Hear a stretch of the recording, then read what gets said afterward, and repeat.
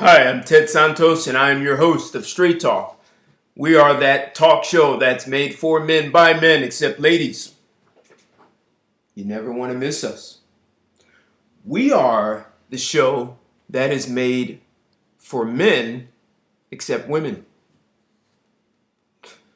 It's the best place in the world for you to hear men speak their own minds without having to be interrupted and being called toxic just for being masculine. And it's the best place in the world for you to actually learn what men think. Fellas, this is your world. And today I'm going to talk about something that's no question, no doubt, hands down. This is from a man's perspective. And we're going to talk about female nature. We're even going to talk about feminism. As you see from the title, I just want to know, is feminism, is female nature really a mental disorder? And we're treating it like it's some kind of movement. And we're allowing it to just grow and spread all over the world. I'm getting reports from literally the other side of the world where women are telling men that they cannot talk like men when they talk about women. How is this possible? This is all the way in Singapore. So I want to take an article that was written by a woman who calls herself a feminist and is actually talking about how men don't understand feminism, women don't understand it. So we're going to take this on and we're going to look at how women are actually sabotaging one another. They're sabotaging their very own lives. They're sabotaging one another. And it's almost like if you are in an insane asylum and no one in the asylum knows that they're insane, and they perpetuate a behavior that actually promotes insanity. They're actually out there promoting insanity and don't realize it. They're sabotaging their own ability to leave the asylum by promoting insanity. And I'm saying that feminism is doing exactly that. So, and the other thing I'm thinking about is that it's creating certain behaviors and women are becoming addicted to it. So I'm going to ask you to consider some things at the end of this, that we may have gotten some things as men backwards. We may have been warned about it and actually ignored it. So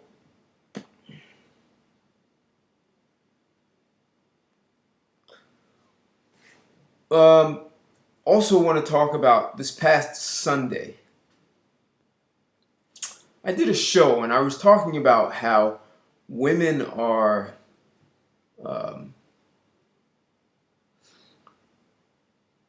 they're not growing up. They're really not realizing the predicament that they're putting themselves into. And they're perpetuating something that has long-term consequences and they can't see it. So let's get into this article.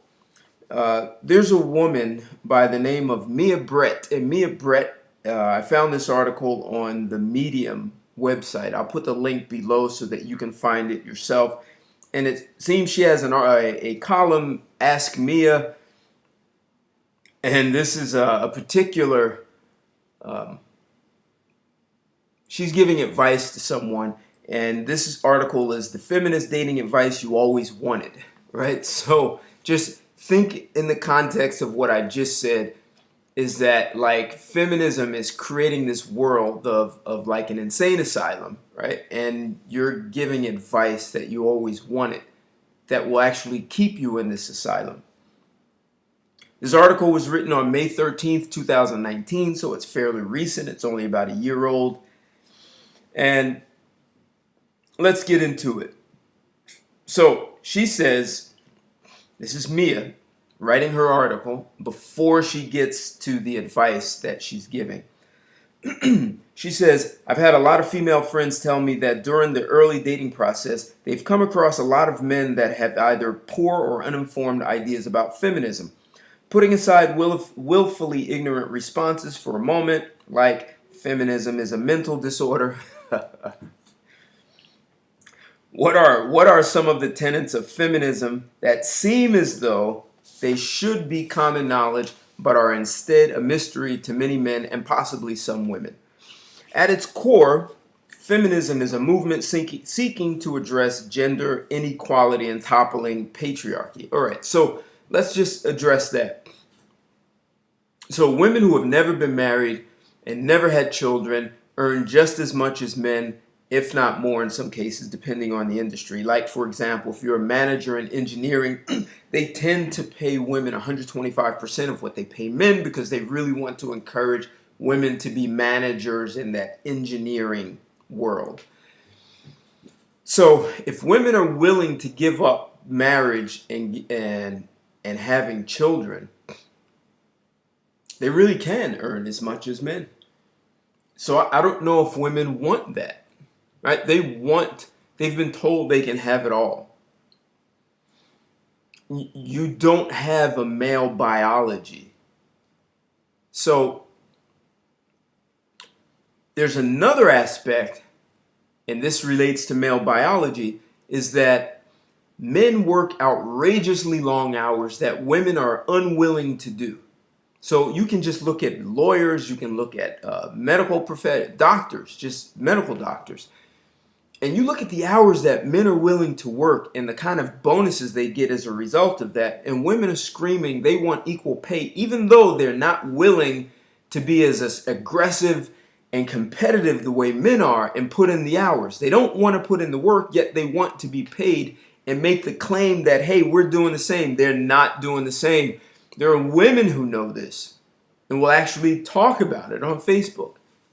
So this is one of those insane asylum moments where you actually believe you have the right to be paid as much, even though you're not putting in the same work.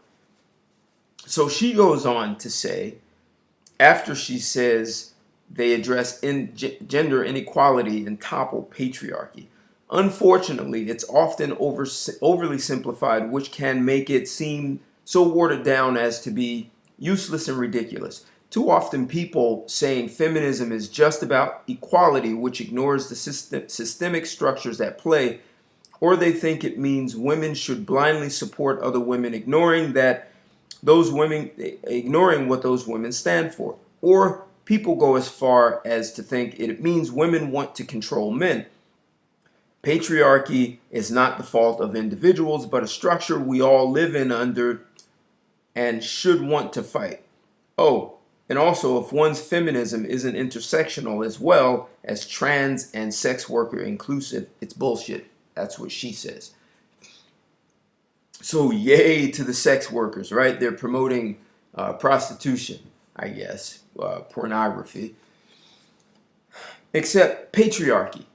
They want to fight it, right? They want to go against patriarchy, which is very odd because for some reason, if women really wanted to get rid of patriarchy, just go back as recent as the 1970s when they started saying, we don't need men, women can do anything a man can do, but better. If that were the case, they would have packed their bags, walked off to some island or some raw land in the middle of nowhere, and they would have cut down the trees, built their own roads, built their own automobiles, their homes, their skyscrapers. They would have done it with only women if patriarchy was that much of a problem. Yet, what do you see? They're driving on the roads that men have built and the cars that men have built. They're wearing the clothes that are manufactured and institutions created by men. They attend our universities. They are eating the food that is farmed by men. All the things that they engage in were created by men. So what is this? This cake and eat it too? We don't need you, but that's part of the insane asylum. How do you say you don't need us and don't want us and we're in the way and you want to fight against us, yet you want the privilege of using everything we've created while at the same time saying you don't need us and we are the problem? The other option you could have done, ladies, is to just create companies with only women. No men. You build your skyscrapers, you create automobile manufacturers, you make your own clothes. You could have very easily done that. There's nothing standing in the way. And oh, yes, you'll say that you didn't have the money. Ah, I want to say something like bull danky, right? Because it's so insane. If you go back just to the 1920s and you look at the amount of women who inherited money from their daddy and granddaddy, and they have names like the Vanderbilts, the Rockefellers, the Carnegies, the Morgans, the Astors. There are so many names out here of men who made millions and billions, the Waltons. You just look at the amount of women who inherited hundreds of millions and sometimes billions of dollars. They could have built their own cities. They could have come together as women and did whatever they wanted, right? And women have education, you're architects. What men do is no big deal. You could have done it. Nothing ever stood in the way to just carve out your own land or just make your own companies and prove that you could do exactly what men do, except, but as you say, but better. We haven't seen that. We hear lots of excuses and lots of reasons why. So what is this? Some kind of addiction you have to looking good and avoiding looking bad? And I'm going to show how they're actually sabotaging one another. So this Mia is now going to give advice. And the advice is to this woman who says the following. I'm a 35-year-old cis-het single woman.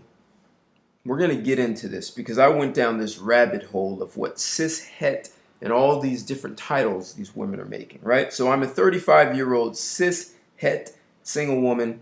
I know I want a family one day, but I also know that my career is likely to take me away from where I live now in about a year's time. I don't want to stop dating, but I also am anxious. I might meet someone amazing and it could derail my professional dreams. What should I do? Here is Mia's advice. So first off, your question hits a little too close to home, but obviously it's a dilemma a lot of us are currently agonizing over. A little bit of honesty there, right? Can live with that. They're all dealing with that. This is a biological difference between men and women, that many of them want children. They are agonizing over it and attempting to put themselves in the role of a man in the workforce and deny their own biology. So they're agonizing. I mean, talk about a sign of mental insanity. You put yourself in a situation where you are intentionally agonizing and denying yourself because the feminist told you you can do whatever men do. Come on, let's continue. The biggest thing I try to do in my life is constantly reassess my priorities to make sure I'm still on the right path for myself. I know I want kids, but at the moment, building my career is still more important. Will it be that way for me in a year from now, 2 years from now? I don't know, but I'm open to changing my focus if my priorities change. Right now, your focus is on your career, but you don't need to be scared of meeting someone. It's okay if your priorities change a bit. It's not a bad thing to grow and evolve. Also, we should never stop ourselves from dating if we want to. If you meet the right person, maybe they will move with you. Okay, so now just remember, she says that I'm 35. Like, are you freaking crazy?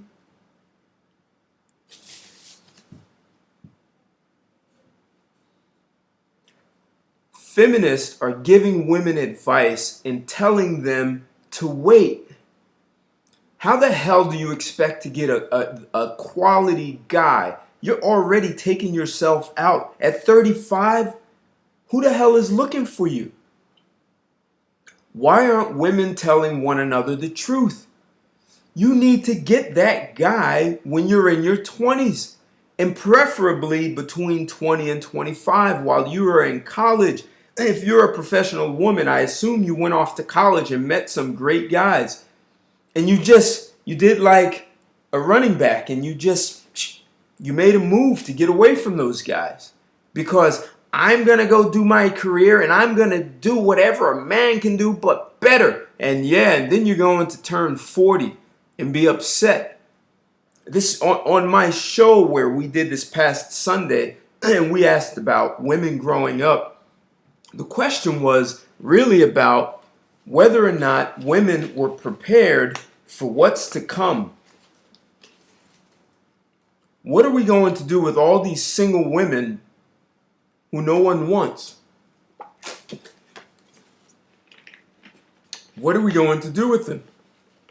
Never married, no children, the cat woman, undesirable. Yet they keep promoting this kind of philosophy of wait and keep your priorities together, which is your career. Yet you want to have women, you want to have children, you're 35. You hear these women telling their daughters that they should wait until they're 31, 32 before they start thinking about finding a man to get married. It's already too freaking late by then. There's no way you're going to get the best guy. You're setting yourself up for divorce, raising children as a single mother, and women do not want to be honest about the emotional trauma that happens when you divorce. When a father is out of the house, whether it's divorce, death, or he just takes off because you've developed so many bad habits, mental habits, mindset, that he doesn't want to tolerate you, and he leaves. And if you just picked a bad guy, then you need to take your own responsibility for poor choices. When you turn 32 years old and you're now saying, okay, I'm open and available, the good guys are gone. And you mothers it's like you're oblivious. That's why this is like some kind of mental disorder. You're in an insane asylum actually believing this behavior is okay. And you actually put your daughters into this. You would think if you have children, you want what's in the best interest so that your offspring have the best chances for success in a fulfilling life. How do you actually put them out there? Actually, you don't even put them out there. You keep them in the insane asylum. You don't want them to escape. So it's almost like women are terrified of saying, we screwed up. You won't tell the younger generation that you screwed up, you were deceived by feminism, it was a trick, and you won't even admit it because you're so focused on looking bad.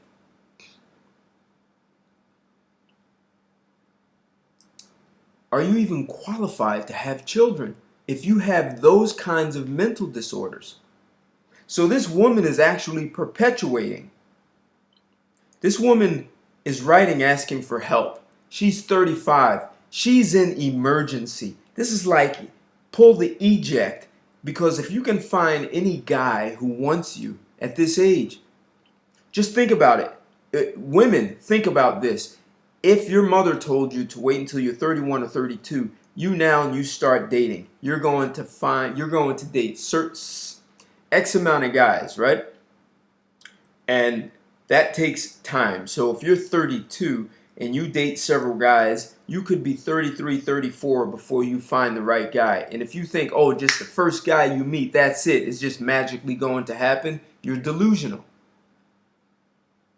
I mean, one, you've most likely developed bad habits, right? You've been promiscuous, and women who have sex with 6 men are 3 times less likely to be in a stable relationship. So and then the more guys over 6 you've had sex with, the more likely you've developed some level of emotional instability because your biology wasn't made for sleeping with a bunch of guys. That's the first thing. So you've developed bad habits. So you're 32 and it takes you 2 years to meet a guy, because you're going to meet some guys and you're going to screw it up because you don't know what you're doing. You have no relationship skills. You may have mediocre skills for the workforce, where they lowered the bar so that you can be employed. So at 34, you meet a guy. Now he's got to spend the next 2 to 3 years getting to know you, proposing to you. You're now over 35, where the pregnancy complications start kicking in. And men don't want that. They want the best physical specimen to hold, to incubate their child. That's in your 20s, not in your late 30s. So you're out, a guy at 32. At 32, you meet guys, you date guys, he proposes, then you get married, you have children. You're close to 40 by now.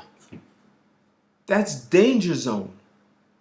And also a red flag, because the guy's starting to think, well, you're 32, never married, never proposed to.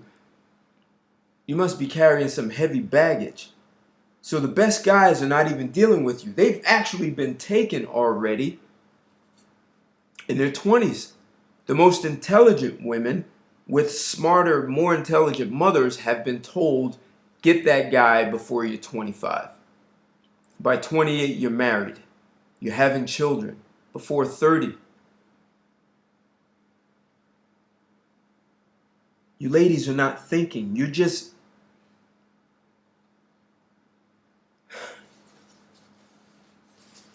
Let's get into something else. This woman who says that she's 35-year-old cishet. I wanted to understand more about this cishet.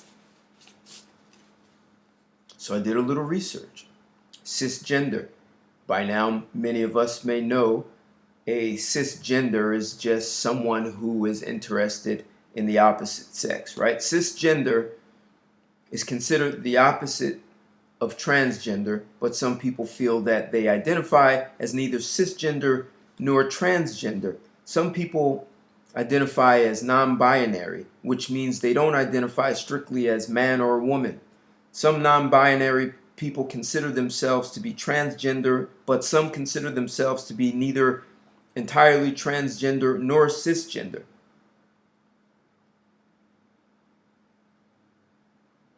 This is opening up a whole can of worms to never commit to anything.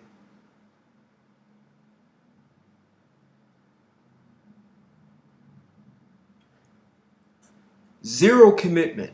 I don't know if I want to be a man. I can be a man later. I can be a woman now and be a woman later. I don't like being a woman. I don't like being a man. I don't want to commit to anything. What exactly does it mean to be straight?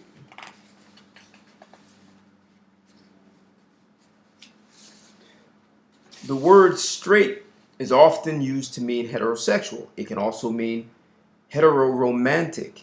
Heterosexual means you're sexually attracted to the opposite sex only. Heteroromantic means you're romantically attracted to the opposite sex only.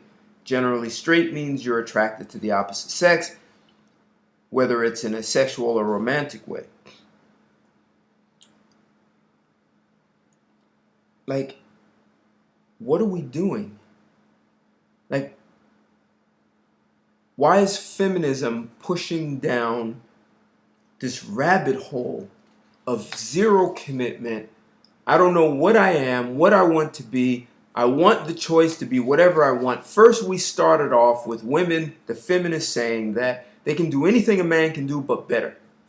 Anything. They even said they can be more masculine. They told men to be more feminine. And a lot of you guys followed that. That's how we're going deeper down this rabbit hole, because you allowed yourself to be tricked out of your own masculinity to be a more feminine side. Because women told you, oh, that's not nice. You can be feminine too. And you fell for it. And what did women learn? Is that they couldn't do a damn thing about being masculine. They can't do it no matter what. They don't have the biochemistry for it. So their only option now is to say, well, masculinity is toxic, because they couldn't do it. And some of you guys are actually going for that. And now they're just inundating you with more titles. Cishet. Let's talk about that. So we have here a 35-year-old cishet. Cishet means someone with both cisgender and heterosexual.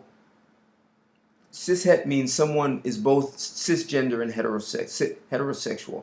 It could also mean both cisgender and heteroromantic. In other words, a cishet person identifies as a gender they were assigned at birth, and they're attracted to people of the opposite gender.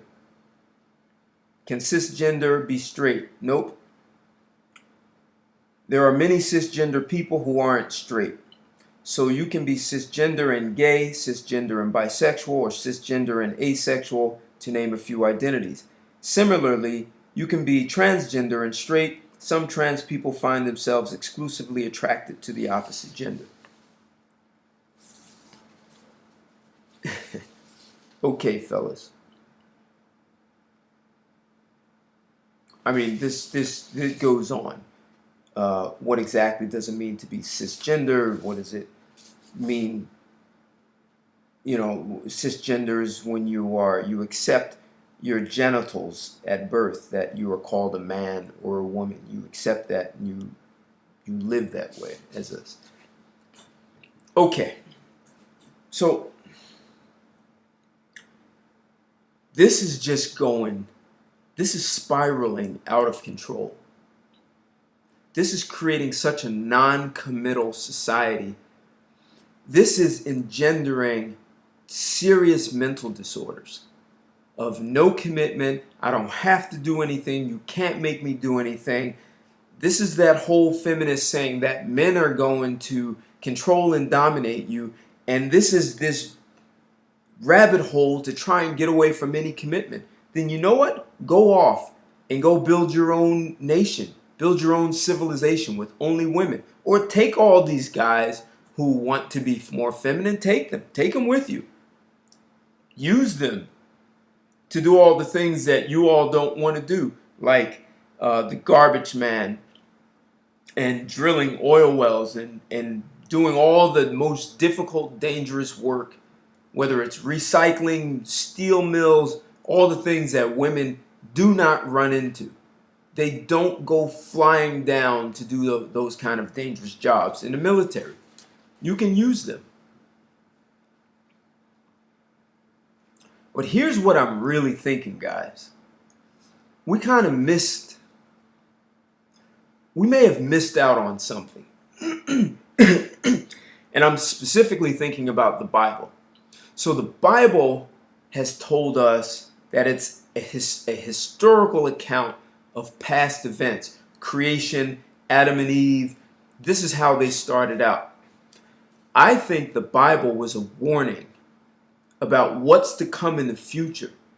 And we keep looking back like it's something from the past. I think they were warning us. They were telling us, if you allow women to feast, to eat from the tree of knowledge, if you allow them to be tempted, they will just run off and ask you to actually bite from the same. So we gave women the tree of knowledge. Come, as many women as you want. In fact, we will even give you social welfare programs to send you to college for free. It's what we've done. And so we've got so many more women and giving them so much more financial aid to go off to college. And they bite off the tree of knowledge. And as a result, they now want men to engage in the behavior they were tempted to engage in by the snake.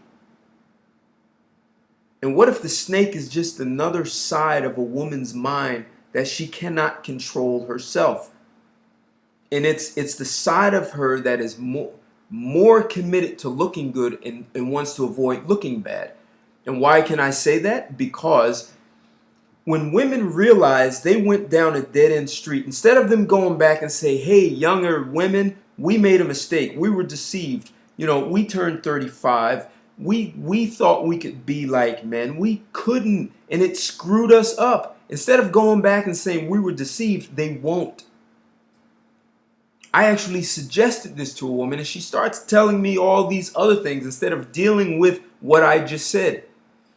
So there's a side of women that want no responsibility whatsoever. Yet when they eat off the tree of knowledge, they now believe they can be equal to men, except they can't, and they don't want to be. They don't have the biochemistry to do that. And testosterone, yes, is one of those things that makes men higher sex drive and much more aggression, but there are other biochemicals, and we don't have the same level of secretion of oxytocin, which makes women bond when they're pregnant or have sex. We do secrete it, except testosterone blocks it. So we don't look to bond with everyone and everything the way women do. So women are trying to fight their own nature, which is making them insane. And they won't tell other women that, they won't warn them of the insanity. So what do? They perpetuate it. They keep pushing other women to be as insane as they are. Is that envy because they were tricked? Or is that they're so afraid of saying, we got screwed, and now they look bad? Like, I'm educated and I should know. Are you out of your freaking mind? The Bible warned us. It's not, I'm asserting that it's not something from the past.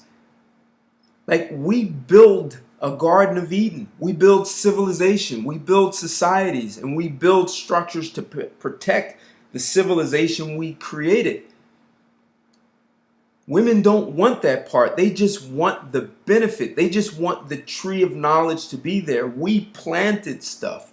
We cared for it, cultivated.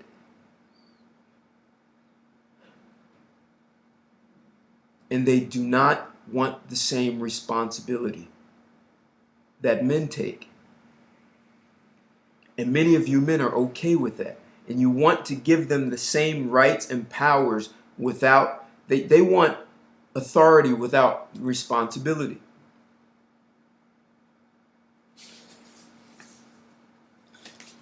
And really, with all this cisgender, what it's creating, what it's engendering, what it's fostering is like a multiple personality disorders, what these women are creating. No committal. I'm a cisgender, I'm a trans, or I can switch. I'm a cis romantic. I have all these things all wrapped into one. It's given them so many options that they can't even make a decision. They can't make a decision about who they are, which then that affects their ability to understand who's compatible with them. So you can easily play them. Just a quick story before I bring this to a conclusion. Too many options hurts anyone. So giving women all these options is completely eroding their ability to think logically. They did an experiment with brain surgeons, and they presented them with technology. They gave them 3 different kinds of technology that helps their job, and they could easily choose. But then they gave them 7 different types, and they couldn't make a decision. That's brain surgeons. These are like some of the most intelligent, intellectually capable people, right? And they did the same thing when they looked at the regular consumer and offering different flavors of ice cream or something, or an attractive treat. So with 3, people could choose out of the 3. But when you gave them 27, they couldn't make a decision. They said, they all look so good, I don't want any. And women are getting way too many. It was easy. Are you a man or are you a woman? That was it. So fellas, if we want to rein this in, this is time to put your foot down. If you want to be like Adam and follow Eve, You're insane. The story's already been told to us, and it doesn't end well. So it's going to be on us to regulate and dictate who gets to eat off the tree of knowledge and how that is managed. Because this is spiraling out of control. And if they really want their own, let them have it. But I've said this before. You have to put your foot down and create boundaries. That's it. Otherwise, you're going to be infected by a mental disorder. If you try to promote feminism as a masculine man, you're already in the mental institution. So I'm urging you. You have daughters, you need to think about how you develop her to be more responsible. Yes, you love her as a father. What you want to contain the insanity that's now growing like a weed out of the tree of knowledge. With your woman, there are some good women out there, but it's such a small percentage. I already did a video on how to find a woman in that small, tiny 2%. And the problem is the 98% believe they are in the 2%. So it's going to be up to us to check them. And I did a video on who you check first. That's your mother. So fellas, I want to hear your comments about this. Did I miss anything? Like this video, share it. Every man on the planet needs to hear this. Like the video. And if for those of you who didn't like it, I want to hear why you did not like it. I want to hear that. Engage me. Share this video, like it, comment. Follow me, subscribe, and I need your support so that we can actually make some real changes in this world, fellas. Until then, I want to say thank you very much, and I'll be talking to you soon.